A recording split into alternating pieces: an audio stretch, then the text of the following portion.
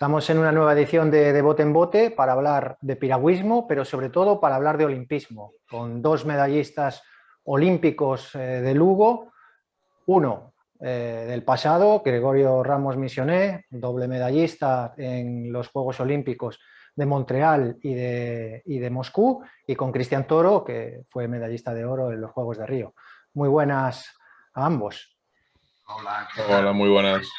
Empezamos quizás un poco por el veterano, por Missioné, que sacó medallas cuando casi nadie lo hacía en el deporte español.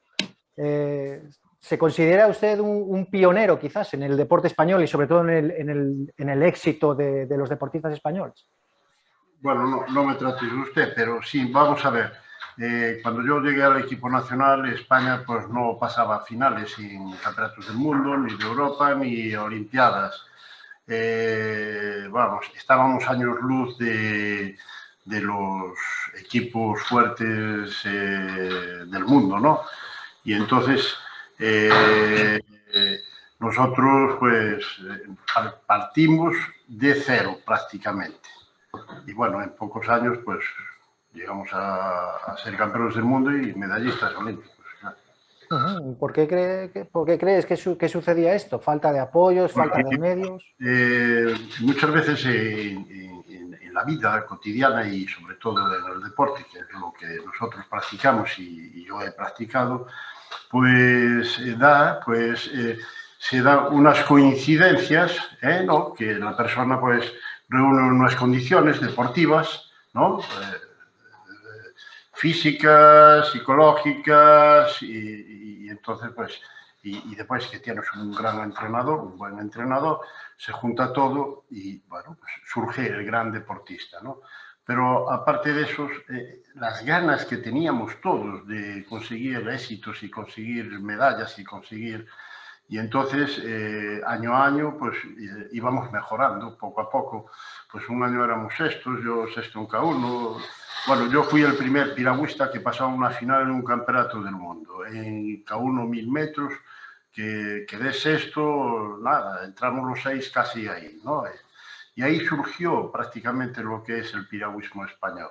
Y después todos mis compañeros pues tenían ilusión y tenían unas ganas y tenían, por supuesto, eran piragüistas con unas condiciones tremendas y ahí pues surgió lo que es el piragüismo español y bueno, pues terminó en los piragüistas impresionantes que tenemos hoy en la actualidad. Cristian, en tu época has sido a lo mejor para tanto para entrenar como para competir, ¿no? No has tenido las dificultades a lo mejor que tuvo Missioné en su caso, ¿no? Sí, bueno, está claro que la generación, como bien dice Misio, de Missioné en ese momento abrió un camino para el piragüismo español y para el deporte español. Como dice él, fue el primero en entrar a una final en un campeonato del mundo y eso pues yo creo que nos quitó el miedo al resto que venimos por detrás de salir a competir representando a España y sobre todo nos enseñaron que se podía conseguir, que podíamos soñar en grande, soñar con estar en los Juegos Olímpicos y nosotros, pues bueno, para nosotros seguramente resultó más fácil llegar hasta ahí por el tema de que ya nos habían enseñado el camino. Los dos habéis sido medallistas, por ejemplo, en mundiales, en tu caso también en europeos. ¿Es una sensación diferente en sacar una medalla en los Juegos, en un mundial o en un europeo? ¿Se disfruta más en un lado que en otro? Supongo que en los Juegos mucho más. Sí, evidentemente los Juegos Olímpicos marcan muchísimo más que las carreras de campeonatos del mundo y campeonatos de Europa. Pero bueno, al final los deportistas somos ambiciosos, no queremos perder ni una carrera provincial y peleamos cada metro de cada carrera como si fuera la última. Sí que es verdad que todos soñamos con estar en los Juegos Olímpicos y con ganar una medalla olímpica y yo creo que bueno, ese sueño cumplido es algo muy importante dentro del palmarés que cosecho hasta el día de hoy, pero hay que darle valor a todas las carreras porque en todas las carreras aprendemos, mejoramos y sobre todo ponemos en práctica lo aprendido y el entrenamiento realizado durante la temporada. Missioné, también coincides con Cristian en ese sentido, de que aunque los juegos tienen una dimensión mayor, un triunfo siempre se saborea de manera especial. Vamos a ver, año olímpico hay que estar preparándolo 4 años, porque son cada 4 años.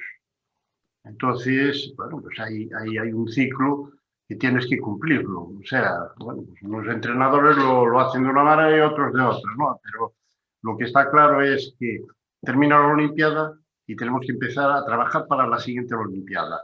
¿Qué hacemos? Después de la Olimpiada, pues bajamos un poco la intensidad o ese año forzamos y subimos la intensidad. El segundo año, pues mantenemos, ¿no? Y tal, así hasta que llega la Olimpiada. Y entonces en la Olimpiada, pues el que mejor llega en condiciones es el que se va a llevar a la pez al agua, efectivamente. Eso no cabe duda.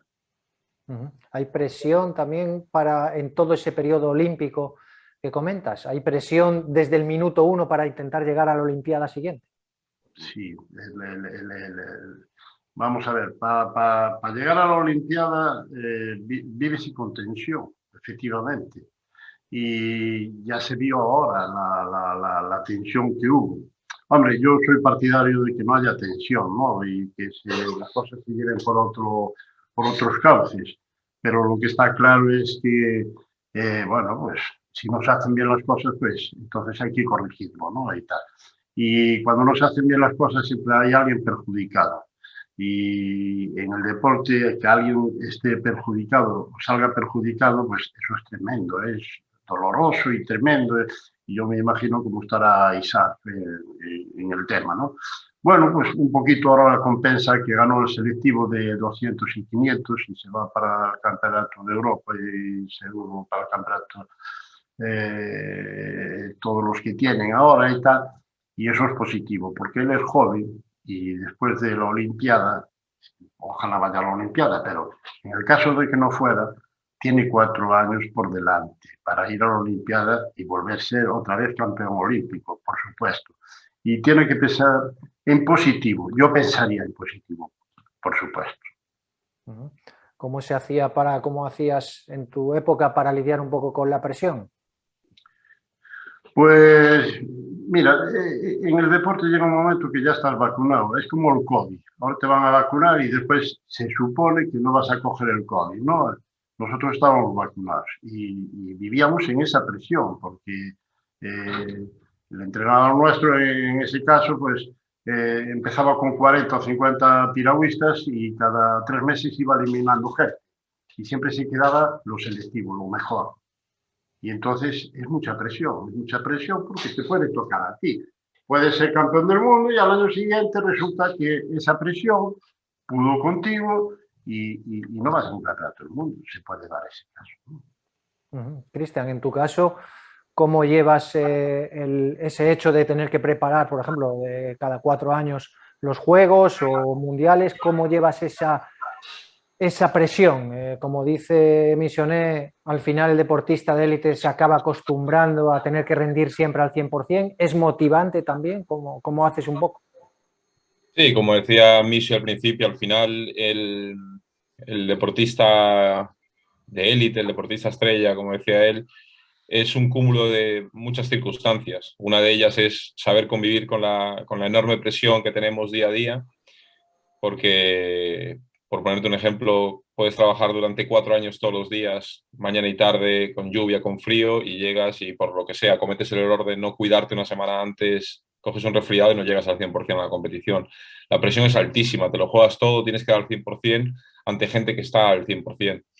Pues al final es una preparación más que tienes que hacer de cara a la competición, tienes todo el ciclo olímpico para prepararte física y mentalmente para saber llevar esta presión. Y ante todo, al comienzo de este camino tienes que tener claro que esto va a estar delante de ti, el tema de la presión, y tienes que saber convivir con ella porque tú no puedes ser tu propio rival. Entonces esta presión tienes que saber usarla, saber motivarte y sobre todo tener claro los mensajes que te tienes que decir a ti mismo el día de la competición para poder dar el 100%. ¿Crees que también a lo mejor es justo que, por ejemplo, lo que estabas comentando, ¿no? Que tú tengas un camino hecho y a lo mejor en el último momento por un mal paso, por un resfriado, a lo mejor te quedes sin plaza? ¿Crees que tendría que cambiarse un poco eso para que haya digamos, un paso más claro. Bueno, yo creo que los deportistas tenemos ya bastante con lo que tenemos entre manos, con el tema de entrenamiento, cuidarnos descansando, comiendo, formarnos profesionalmente en algo más. Y yo el tema de cómo clasificarnos se lo dejaría ya a los técnicos, directores técnicos y gente pues, que está a nuestro alrededor y que busca la mejora deportiva. Evidentemente el deporte de base pues ya es bastante duro. A esto hay que sumarle que, bueno, que una lesión te puede dejar fuera o cualquier contratiempo. Pero vuelvo a repetir, en la preparación tienes que estar preparado para esto, pero no puedes pensar en esto a la hora de prepararte. No puedes pensar que el día de la competición te vas a lesionar. Tienes que entrenar como el que más y siempre, como dice Misio, positivo y tienes que ser una roca. Si no, la presión te termina rompiendo. Quizás por eso cuando consigues a lo mejor el objetivo, sabe mejor a un deportista como vosotros que tiene esa dureza, ¿no? Del propio deporte, el que el piragüismo es un deporte muy duro y también de todo el proceso de selección. Una vez que estás, por ejemplo, en este caso en los Juegos o en un Mundial, sabe mejor. Sí, yo me mando mensajes a mí mismo hablando en segunda persona muchas veces porque yo lo digo, o sea, estoy orgulloso de mí mismo porque yo sé lo difícil y lo duro que es el camino que estoy recorriendo y estoy orgulloso de cómo voy superando obstáculos y cómo voy respondiendo ante situaciones muy complejas que estoy seguro que no todo el mundo podría. Igual que yo no puedo entrar a un quirófano y ver sangre, pues valoro mucho que un médico, una enfermera, un auxiliar sí que lo pueda hacer. Y yo también sé lo duro que es lo que estoy haciendo y valoro mucho pues, que yo pueda superar las metas que me encuentro en el camino. Misoné, cuéntanos un poquito cómo fueron tus sensaciones la primera vez que fuiste a unos Juegos en Montreal y luego los de Moscú. ¿Cómo fue todos esos juegos? Sobre todo los de Moscú, bueno, era la Unión Soviética, era un mundo distinto, ¿no? al que estabas acostumbrado aquí en España. Bueno, ya decía al principio, pues bueno, veníamos ya arrastrando de unos años anteriores, pues bueno, como decía, mi primer campeonato del mundo, pues sexto en K1, en la final. Al año siguiente ya eran cuartos puestos, y así hasta el Campeonato del Mundo de 1975, que fue en Belgrado, que quedamos campeones del mundo. A partir de ahí, pues, bueno, estamos en una posición ya de élite. Hay que darse de cuenta que en aquellos momentos el telón de acero, ese muro tremendo que había con los países del este, era impenetrable, total. O sea, ganarle a los húngaros, a los rusos o a la Unión Soviética, y a toda esta impresionantes países que solo se dedicaban solo al deporte y que rompimos ese hormigón y penetramos y conseguimos ganarles. Bueno, pues al año siguiente teníamos la Olimpiada, ¿no? Y durante el año olímpico de Montreal, pues éramos los mejores en todas las competiciones, pero como decíamos antes, y decías tú muy bien, en la final, pues surge una final con unas condiciones y quedamos segundo, a 26 milésimas de los rusos, que no eran favoritos ni para medallas, y ganaron. O sea, esa es la realidad. Y después la Olimpiada de Moscú, donde se consiguió otra medalla, pues, bueno, pues los rusos, la Unión Soviética, que era en ese momento, pues bueno, hacen un espacio preparado y hecho totalmente para ellos, para los países de su órbita, y bueno, pues un poco marginados los demás. Y después hubo otras causas en el tema del deporte, porque había boicots y había bueno, que está ahí todo escrito. Y conseguimos una medalla. Entonces, pues eso para que no se consiguió una medalla, se consiguieron dos en Moscú. Para el piragüismo, pues era el boom. En España eso fue tremendo, porque que un deporte como el piragüismo, que estaba arraigado, efectivamente, porque el piragüismo existe ya desde muchos años, ya en el año 32, piragüistas de aquí del Cursubial ya iban a competir al Sella, ¿no? Entonces, pues, y así surge lo que es el piragüismo español. Yo, pues bueno, con mi granito de arena, fue uno de los que apoyaron para que surgiera todo esto. ¿Y cómo era la Villa Olímpica de Moscú? ¿Diferente a la de Montreal? ¿Era más cerrada? ¿Os permitían a lo mejor pues entrar en la ciudad? Cuéntanos un poco cómo era. Vamos a ver, en aquella época, bueno, pues la Olimpiada de Montreal, espectacular. Las instalaciones, bueno, ya solo entrar en Canadá ya es otro mundo. Es como si cambiáramos de planeta ya. Y Unión Soviética, nosotros íbamos por los países del este, íbamos mucho a Rumanía y a competir con los países del este. Bueno, pues la Olimpiada de Moscú pues fue una Olimpiada que aprovecharon todo lo que tenían.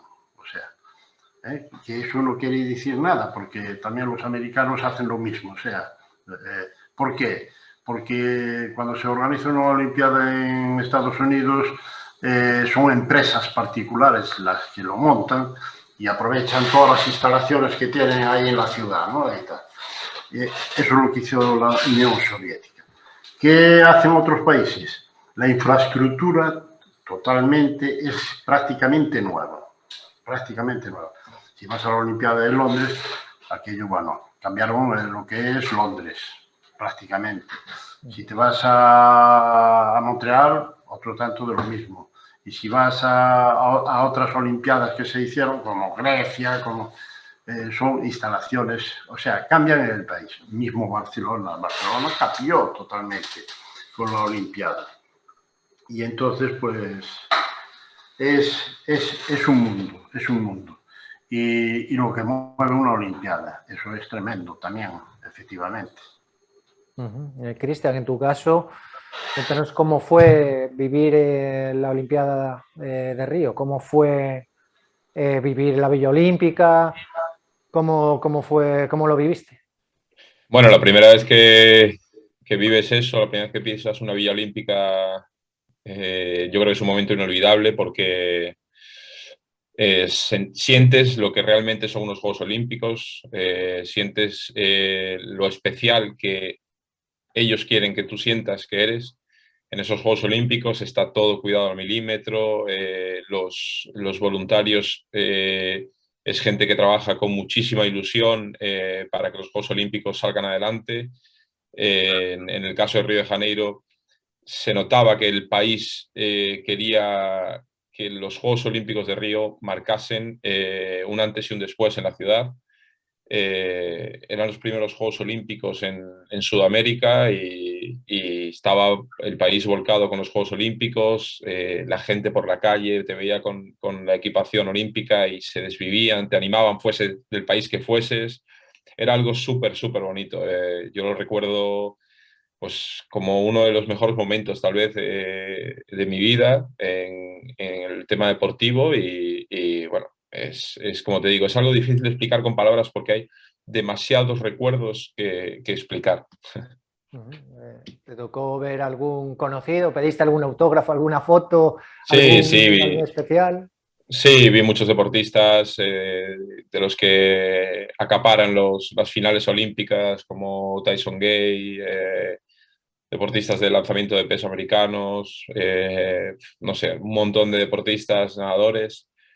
Y sí que es verdad que en ese momento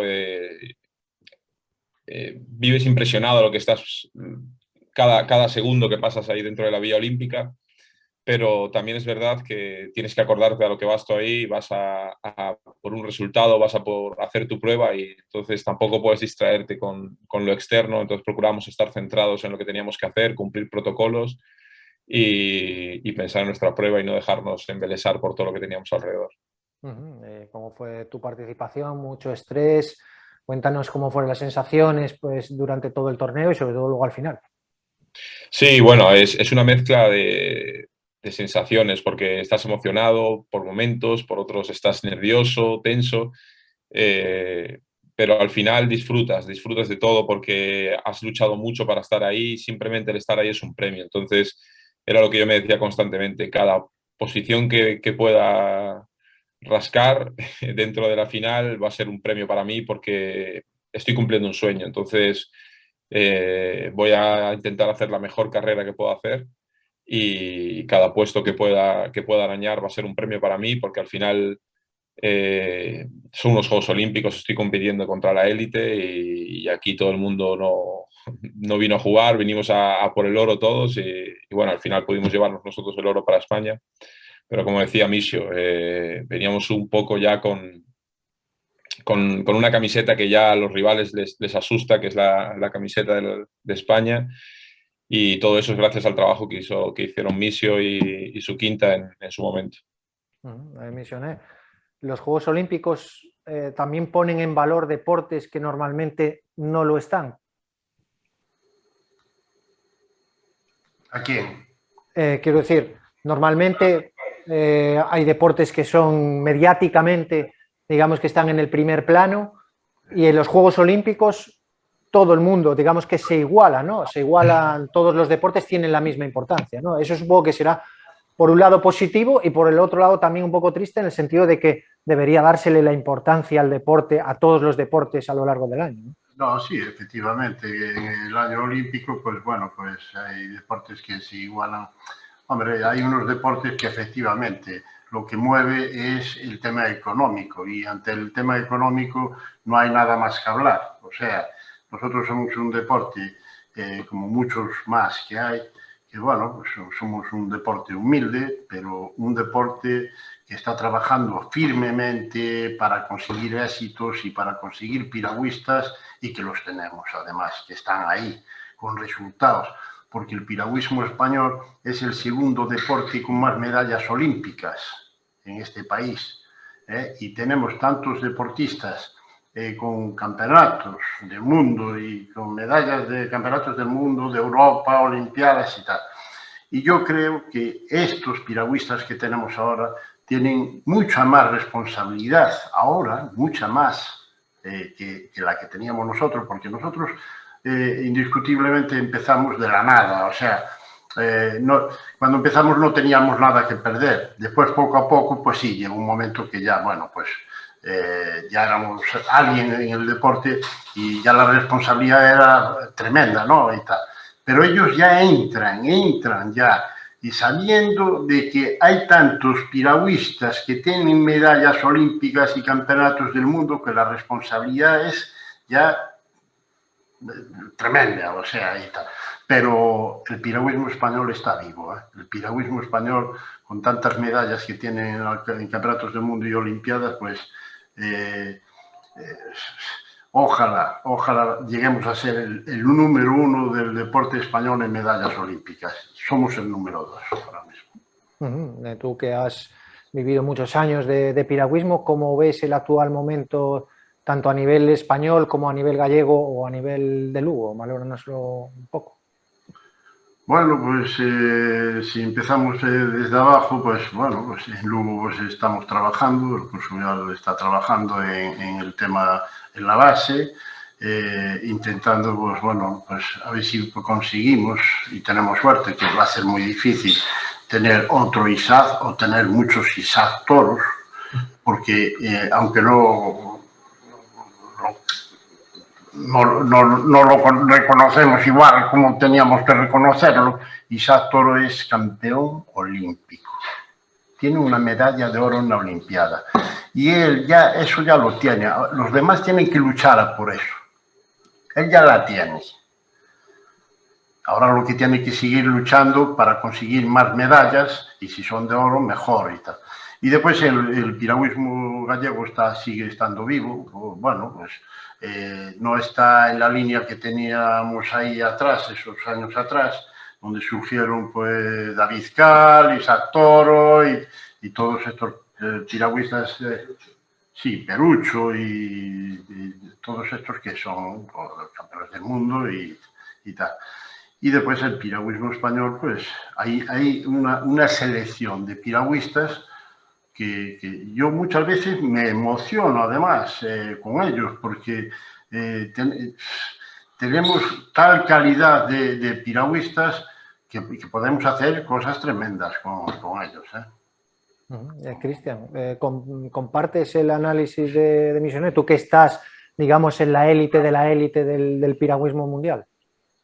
Sí, bueno, lo primero es que agradezco sus palabras. Me ilusionan viniendo de Misio y sí, creo que estamos ante un momento dulce de nuestro deporte con muy buena generación que tenemos ahora mismo entre manos y bueno, tenemos que saber gestionarla, aprovecharla y sacar el máximo rendimiento que podamos de los piragüistas que tenemos actualmente. ¿Cómo ves las generaciones que vienen justo por detrás de ti? ¿Empujan fuerte? ¿Le ves también futuro al piragüismo en España? Bueno, yo a los jóvenes también, aparte de intentar que se ilusionen con el día de mañana poder participar en unos Juegos Olímpicos, sobre todo lo que les recomiendo es que se dejen guiar por la gente que tienen al lado, por la gente que les ayuda a entrenar, que los prepara como personas también, que los ayuda en los estudios, que los ayuda cada día a día para mejorar en los entrenamientos, porque al final esto se trata de una carrera de fondo, no eres campeón del mundo de un día para otro, tienes que prepararte, tienes que formarte y sobre todo tienes que trabajar sabiendo bueno, que va a llegar en algún momento el resultado, pero que tienes que poner todo de tu parte y que habrá días duros, pero se puede conseguir. Sobre todo yo creo que lo que se tienen que quedar es con que lo tienen todo en sus manos porque estamos en un país bueno, que nos apoya deportivamente, te da salidas laborales y te pone las máximas facilidades posibles para que tú consigas tu objetivo. A nivel de apoyos, ¿crees que necesitáis más aún de lo que os dan las instituciones? ¿Es suficiente para que sigáis mejorando? Bueno, yo creo que el piragüismo y el deporte español en general sale muy rentable porque tenemos muy buenos deportistas o mejores deportistas que ayudas tal vez al deporte, comparado a otros países en los que no estamos muy lejos en el medallero en Juegos Olímpicos y tiene igual 10 veces más presupuesto que nosotros y nos sacan una medalla en los Juegos Olímpicos o dos. Eso quiere decir que tenemos lo más difícil, que es a los deportistas en su mejor nivel, y que tal vez la vuelta de rosca está en saber guiar a estos deportistas, darles herramientas y formarlos, porque lo vivo yo en el día a día personalmente y con otros compañeros, y es que mucha parte de la preocupación que te viene como deportista es el qué va a ser de ti el día que te retires, porque al final la apuestas todo a una carta que es al deporte y muchas veces te retiras y, ostras, y te ves como diciendo, he pasado 30 años de mi vida dedicándole todo al deporte y qué va a ser de mí. Yo estoy intentando formarme, pero es verdad que tal vez podríamos recibir más ayuda, que ya recibimos, pero recibir más ayuda por parte de instituciones, sobre todo del gobierno, bueno, en general, de la gente que, bueno, que nos puede echar una mano. Y como comentas, ¿qué tiene el deportista español para que en inferioridad digamos que de condiciones a nivel de apoyo, a nivel de otras historias, pueda rendir al mismo nivel que otros o incluso superior, que tienen a lo mejor pues más apoyos, más instalaciones y más? Bueno, yo creo que el carácter español ya está más que contrastado en nuestra historia. Yo al final eso me siento muy patriota, me gusta presumir de lo que hemos conseguido y si tiras para atrás de la historia, no solo en el ámbito deportivo, sino en general, el carácter español está más que plasmado en la historia. Al final, una vez dominamos el mundo y nosotros cada vez que salimos a competir, nos lo decimos y nos mandamos frases motivadoras hasta reflexiones de los tercios españoles para que te imagines un poco por dónde van los tiros y nos motivamos con que, bueno, que es que hemos dado mucha guerra siempre por nuestro carácter, no nos acomplejamos ante ningún país, ante nadie y a la muestra está lo que han hecho Misionet con lo que explicaba el del muro impenetrable de la antigua Unión Soviética, que llegaron ellos allí sin haber habido precedente de ninguna competición y llegaron a un campeonato del mundo y les plantaron cara y dijeron, aquí estamos nosotros. Pues eso, por ejemplo, a nosotros nos sirve de motivación. Pensar que si ellos se plantaron allí ante esa gente y no tuvieron no les tembló el pulso, a nosotros tampoco. Ujú. Y yo creo que los pequeños pues deberían seguir por esa línea. Misioné ha cambiado mucho a nivel de instalaciones, tú que además pues, estás dentro del Club Fluvial de Lugo, que es uno de los clubes punteros a nivel español, incluso de Europa. Ha cambiado mucho a nivel de instalaciones, a nivel también de medios para poder desarrollar el piragüismo como deporte. Efectivamente, hubo un cambio bastante importante en el piragüismo, porque la tecnología cambió totalmente. O sea, yo cuando competía, pues las palas eran de otra manera, no son como ahora. Eran, bueno, pues no tenía retención de agua como las tienen ahora. Las piraguas pues tenían un ancho en la parte de atrás, que era obligatorio ese ancho, que había una medida para el ancho. El largo y el peso sigue siendo el mismo, y entonces, pues bueno, pues eso mejoró mucho la tecnología y el resto, todos los medios de vestimenta y tal para el piragüismo. Y mejoró mucho lo que es el transporte. Antes era una odisea, viajar, por ejemplo, a Sevilla era una odisea, porque no se podía viajar en avión, porque el avión era carísimo. Y, y entonces, pues, todo esto cambió de tal manera que, bueno, positivamente para que ahora los clubes viajan con más frecuencia, más competiciones y con más gente. Hay más, los clubes tienen más, disponen de más dinero para competir, para ir a las competiciones. Y de aquella, pues bueno, pues había que medirse mucho y había una selección para ir a las competiciones, ¿no? No podía ir todo el mundo. Y entonces, efectivamente, hubo un cambio bastante importante. A nivel de métodos de entrenamiento también ha cambiado mucho el piragüismo. Bueno, los métodos de entrenamiento ya es otro mundo y otra guerra, ¿no? Porque, bueno, todos sabemos que los entrenamientos de la gran mayoría de los deportes y en el caso del piragüismo, pues lo que es el núcleo procede del atletismo y después de la natación también, entrenamientos que proceden de la natación. Es un conglomerado de varios deportes donde se junta y ahí sale lo que es el entrenamiento del piragüismo. El piragüismo se basó mucho en Maglisco, que era un entrenador de natación americano, donde bueno, hacía una programación de entrenamientos, bueno, impresionantes, donde lo estampó todo en libros, en muchos libros, y entonces los entrenadores nuevos pues se basaban mucho en esos entrenamientos y después pensar que todos los deportes, la base de los deportes pues, y la preparación procede del atletismo también, ¿no? O sea, no seríamos nada si no vamos a correr y hacemos una buena preparación física, si no nos musculamos, y entonces, pues, la preparación, el entrenamiento de nuestros deportes procede de ahí prácticamente. Después cada entrenador hace su ensalada, hace la ensalada, hace un poco de mago y entonces si él da con esa ensaladita que salga bien y que sepa muy bien, entonces efectivamente lo que está claro es que surgen los deportistas y los éxitos, por supuesto. Cristian, ¿qué peso tiene en los entrenamientos hoy en día la tecnología? ¿Utilizáis, por ejemplo, Big Data? ¿Utilizáis mucho temas de mediciones? Cuéntanos un poquito cómo es el peso de la tecnología hoy en día. Sí, bueno, cada vez intentamos ajustarlos más a las necesidades del deportista a través de la tecnología. La tecnología cada vez juega un papel más importante porque nos permite trabajar con mayor especialización y bueno, nosotros la tenemos presente en el día a día, intentamos adaptarla a nuestro deporte y bueno, es algo que mejora por momentos. Entonces, bueno, tenemos que estar actualizándonos constantemente para adaptar, intentar juntar la tecnología y el deporte. Supongo que el tema también de la alimentación y del descanso, que a lo mejor esto también nos lo puede luego aclarar Misioné, que a lo mejor antes no se le da tanta importancia como ahora, supongo que para vosotros será prácticamente un régimen que hay que llevarlo a rajatabla, ¿no? Los procesos Sí, de sí. descanso y de alimentación, supongo que lo llevaréis a rajatabla.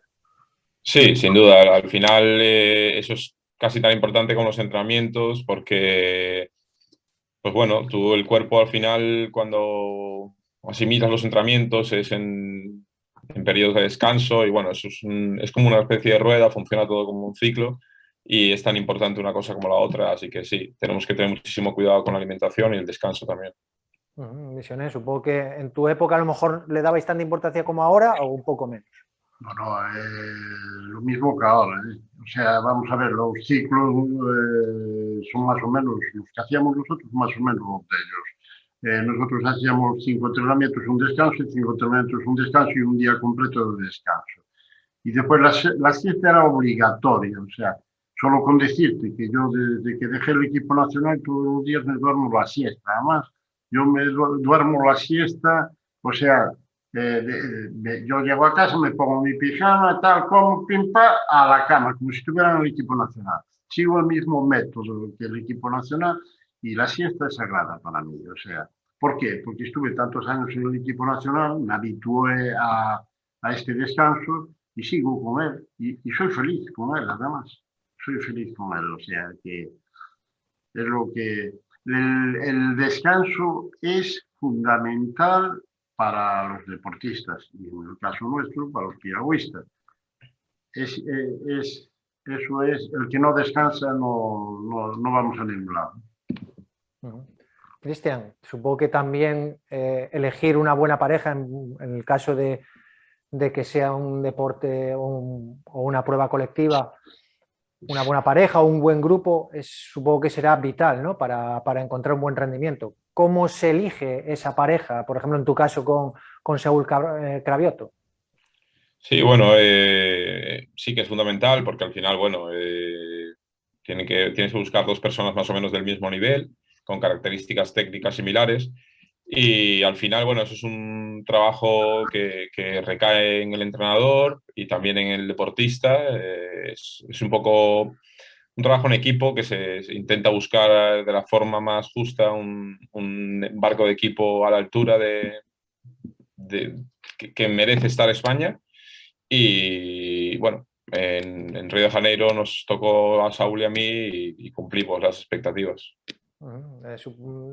Interviene también que os llevéis bien, que haya un buen clima, o simplemente los criterios para elegir son criterios, digamos, objetivos, por decirlo de alguna manera, de Hombre, rendimiento. deberían ser criterios objetivos, pero es verdad que la parte de amistad juega un papel fundamental porque al final tú piensas que el 80% del tiempo lo vas a pasar, como digo yo, con el agua al cuello, entrenamientos duros, días muy, muy duros, días de muchos nervios y al final tienes que tener ese feeling que te permita afrontar cada uno de estos días con garantías. En tu caso también era así, Misiones. Había ese feeling con tus compañeros. Los barcos de equipo, si no hay feeling, olvídate, ya no hay nada que hacer. Porque si yo tengo que remar con alguien que no, ya ni nos hablamos, por poner un ejemplo, ¿no? O que no hay no, tiene que ser los piragüistas que están en el barco de equipo, tienen que ser amigos, vamos a decirlo así. O sea, que hablan 50.000 historias y están los dos en esa historia además. Y tal. No, si no hay eso, hay que olvidarse. Puede remar y puede funcionar ese barco, pero no funciona al 100%, olvidarse. A la hora de elegir también una prueba y a la hora de elegir una prueba, una distancia, ¿cómo se hace? ¿Es paulatino? Desde que alguien es niño, rápidamente se sabe en qué categoría tiene que competir? ¿Cómo es también ese proceso? En las edades tempranas, los niños pues, van haciendo un poco de todo, ¿no? Competiciones, van pasando por varias competiciones y bueno, se le va observando, ¿no? Y lo que mejor va a ese niño, ¿no?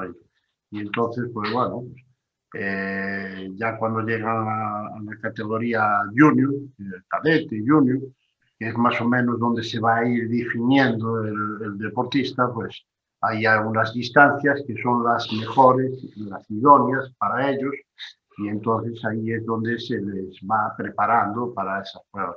Isaac Toro, pues es, como digo yo, un velocity puro, o sea, es un tío impresionante a la hora de salir, a la hora de tal. Y entonces, pues, él se encauzó por ahí, se encauzó por esas distancias, estamos hablando de 200 metros y 500 metros, y entonces, pues, él, pues, gracias a eso, a todo este conglomerado de actuaciones, pues consiguió una medalla de oro. Y esas distancias que él prefiere y quiere, porque ya él no va a hacer ahora distancias ya largas, ¿no? Porque ya no está ni preparado para ello. Eso fue así, Cristian. En tu caso, Sí, tal cual. las distancias en las que compites son las que siempre te gustaron y las que se te han dado mejor. Sí, al final las características físicas definen un poco la distancia para la que estás preparado y como dice Misio, yo soy velocista y al final me tengo que buscar mi hueco en distancias cortas porque es pues, en lo que de forma innata más preparado estoy para hacer o más predisposición tengo para hacer. Y entonces, bueno, como dice Misio, a la edad de 15, 16 años, tú ya más o menos vas viendo cuáles son tus características físicas y ya pues con la ayuda de los entrenadores buscas tu distancia idónea. Hablando un poco, ya casi para acabar, del proceso de selección de Tokio, ¿te supo mal un poco que no te dieron la oportunidad de estar en Tokio y cómo fue un poco todo el tema? Bueno, yo hasta que no estén allí y hasta que no estén en Tokio, yo no me doy por vencido porque, bueno, he estado a la altura de lo que me requería la federación a nivel individual y, bueno, luego en barco de equipo, pues, bueno, no hemos podido sacar el mejor barco de equipo por circunstancias y, bueno, se ha tenido que configurar un barco ya preestablecido y, bueno, veremos los resultados ahora a nivel internacional y dependiendo de estos resultados, pues tal vez tenga oportunidades de entrar al barco. Misioné, desde el Fluvial, que es el equipo de Cristian, ¿cómo lo valoráis? ¿Creéis que se le debió dar la oportunidad de estar en ese K4? Yo creo que sí, mi opinión es sí, pero bueno, hay otros por encima de nosotros que fueron los que decidieron otras cosas. Yo lo que está claro es que a mí las maniobras estas trapalleiras y tal no fueron nunca conmigo. A mí me gusta la seriedad, o sea, ser muy serio con las actuaciones y con lo que haces y con lo que vamos a hacer. Y yo creo que lo que se hizo en ese selectivo fue todo menos ser una cosa seria, perjudicando a otros deportistas, claro. Pues esperemos que, como dice Cristian, que pueda tener una oportunidad, que pueda estar en ese K4, que rectifiquen y que pueda estar y que pueda emular, en este caso a Misioné, y conseguir su segunda medalla en unos Juegos. Muchísimas gracias a ambos por haber estado con nosotros y nos emplazamos pues para un próximo de bote en bote. Muchísimas gracias. Muchas gracias. Un saludo. Igual. Chao, chao. Adiós.